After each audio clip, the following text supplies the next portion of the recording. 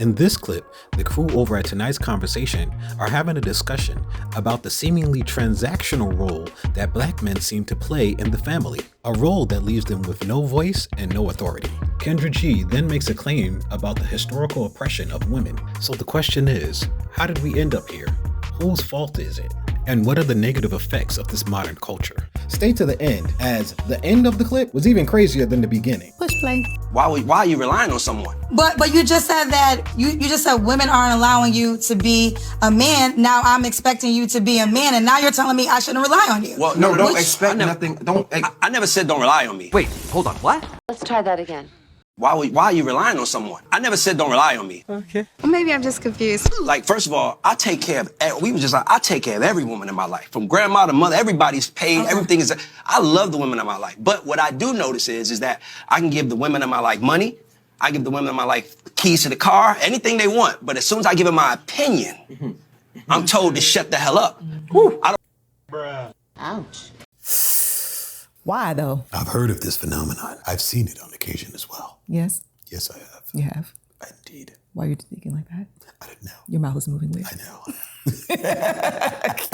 From a man's perspective, I think a lot of guys in today's society is a lot of their lived experience, especially in our community. Why do you think that is? Well, number one, I believe that we live in a societal matriarchy in the African-American culture specifically. Okay. I don't think this is true across all of America, across all races and stuff. I do know that there's a rising up of women. I don't know that they've come to a point where any of them are experiencing an actual matriarchy like they are in the African-American community, because for the most part, it's big mama, it's not papa. Okay, here's the first bit of information I'm gonna give as to why I say that the Black community in America specifically is a matriarchy. It's a societal thing. As you look at the definition of matriarchy, it says it's a system of society or government. So it's not just a governmental thing that is ruled by a woman or women. Let's go on to the other definitions and see what it gives us. It says a form of social organization in which descent and relationship are reckoned through the female line, which, sort of kind of, but since there are a lot of dads there that are not in the home for various reasons, a lot of the line is ran through the mom line.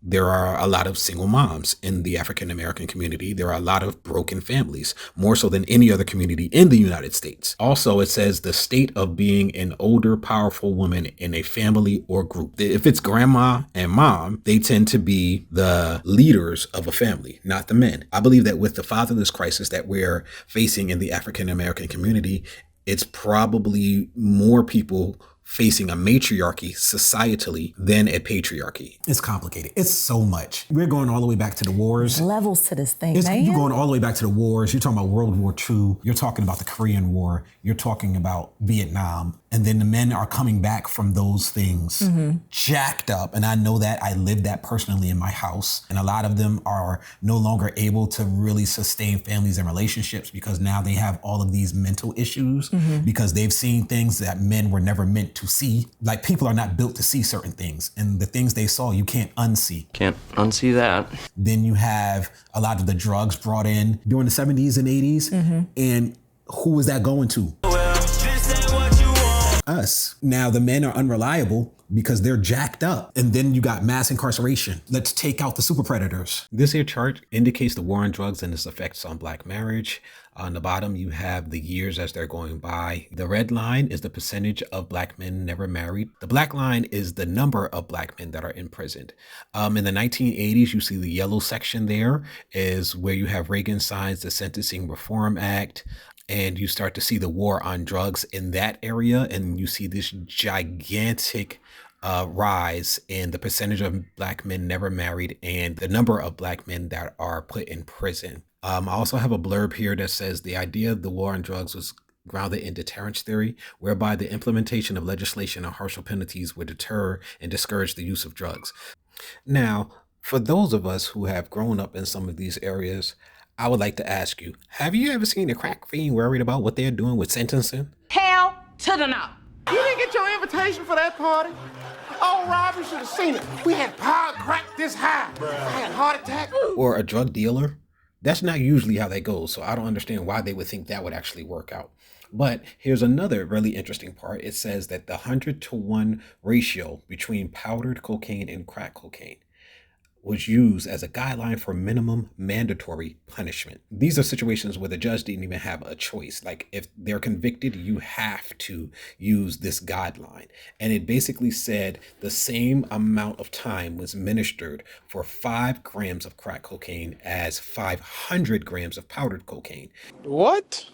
And of course, this was a strategy that was implemented on small-time drug dealers. And the small-time drug dealers were more often than not of African-American descent. So there's a huge discrepancy in the amount of time given to a black person selling crack cocaine and people of other races selling regular powder cocaine, which was more expensive, which would therefore go to more affluent neighborhoods. The people who were in more affluent neighborhoods selling cocaine would get much lighter sentences to the tune of 100-to-1 ratio. That's ridiculous. He's either traumatized from the war, traumatized by drugs, or locked up because of drugs, or locked up as somebody because he's black and he looks like somebody else who did that. And if he survived the encounter with the cops, he might have got locked up. So the women had to step up because they didn't have a choice. But I don't have a choice, do I? But the problem is when the men were like, okay, we're getting our stuff together, some women don't want to let go of the power. Some women just don't trust or believe it. So there are so many issues happening at the same time. And everybody goes, it's your fault. It's your fault. Men are saying it to the women and women are saying it to the men. So here we are. Well, I'm glad you broke that down because I feel like people, they would hear this, they would see this clip, and there would be no thought process as to why this conversation is even being had. So, yeah. I don't want to hear your opinion. So you want my money, but you don't want my opinion. And my thing is this. And here's why things is bad. Here's really why society is messed up right now. Because women want to do what men want to do. And that's okay. Women are like, I'm tired of sitting at home. I want to make my own money. I want to do my own thing. And that's great. But what's happening is because women are choosing, like, to do what men do, provide and do everything else, they're getting frustrated with women. So you just said your expectations. I'm a manager. The first job of a manager, when I manage somebody and I make people millions of dollars, my first responsibility is to manage your expectations. Can I ask one thing, because I want to get off tangent? You said women are trying to do the things that men want to do. And no, I didn't say women are trying to do that. I said women want to live the lives that men live. Okay, so now, so with that, but then you related it to like working and getting money. So why is working and getting money being something that a man should do? That's just a human being. I didn't say it was something a man should do. Well, no, but I understand what he's basically saying. He's basically saying women are taking that role as being the provider, and it's causing issue basically amongst the husband and wife, or like, you know what I'm saying, y'all trying to come together and basically be a family. You're butting heads because traditionally you're doing the things that I, as the guy, is supposed to do, and you're looking at me sideways because it's just like, okay, well, what are you doing? And we've talked about this plenty of times. Enter emotional intelligence. Yeah. It's not that women can't work, and it's not that women should not work. It depends on your situation, you as individuals, as far as like what you want your home life to look like, especially if you're thinking about bringing kids into the picture. I know everybody don't believe in the Bible. I'm gonna keep on bringing Jesus up. Jesus. Can I get an amen? Yes! Because, you know, he real to me. I mean, there you go. He has things set up in a certain way for a certain reason. Because, you know, he made us. So, you know, he would know better. When it comes to having a family, a nuclear family, you have mom and dad, and you have kid or kids, basically children. Typically, the dad, the man, is the one who would provide. And why I say provide, because in God's eyes, really, he's the one that's doing the provision. However, he does say if a man doesn't work, the man should be working. He doesn't eat. So he's supposed to be the provider for the family. Not saying that the woman can't work, but there are certain responsibilities that God has for the man's role and certain responsibility for the female role. We did a video not too long ago. We're going to put it right here, where we actually talk about the effects of mom basically not being at home for the children during their formative years, specifically 0 through 3 or through 5, how there's a link to all these people that we're seeing nowadays who have ADHD, who have anxiety, depression, and all these different types of things.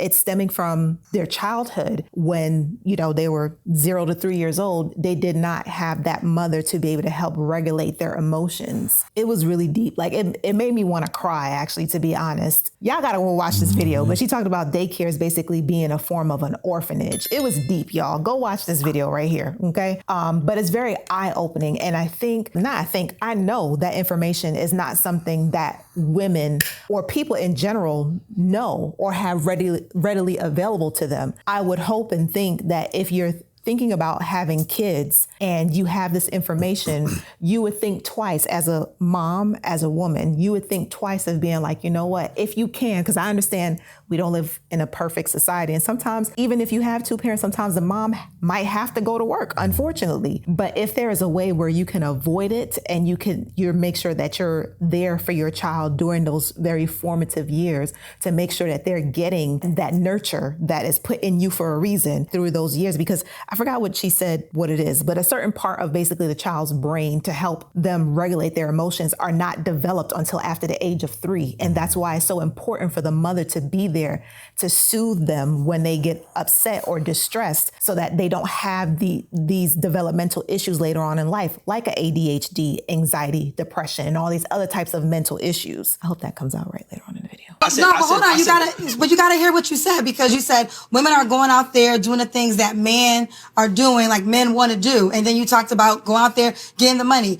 But you're nitpicking though. I'm not, it's important because like generally, I'm not nitpicking. When we talk about generally, like usually a man works for a woman. She can nitpick. I get what you're saying. But no, I don't agree. Nitpick. I want to talk hold about on. But the reason I'm not nitpicking, because again, that was years ago when women couldn't work, right? There was a time when that whole thing was set up. Women couldn't get jobs. They couldn't get bank accounts. They literally had to find a man to be. The not getting bank accounts, yes, that is real. I'm gonna give you a short little history on women getting the right to own bank accounts. So it starts off with the Married Women's Property Acts, as you see here on the screen. The Married Women's Property Act refers to a series of laws passed in the 19th century that granted married women the right to own property independently of their husbands. That's where it all starts. And then you go down to the Equal Credit Opportunity Act of 1974, which marks a significant turning point, making it illegal for banks and other lenders to discriminate against credit applicants based on sex or marital status. It effectively granted women the legal right to open bank accounts in their own name, separate from their husbands. It goes on to say, while the 1960s saw some progress in women gaining the ability to open bank accounts, discriminatory practices by many banking institutions persisted, often requiring husbands' permission for credit cards or checking accounts and male co-signers for mortgages or business loans. So this is what she's talking about. So there was definitely some truth in that statement, but I just wanted to bring up the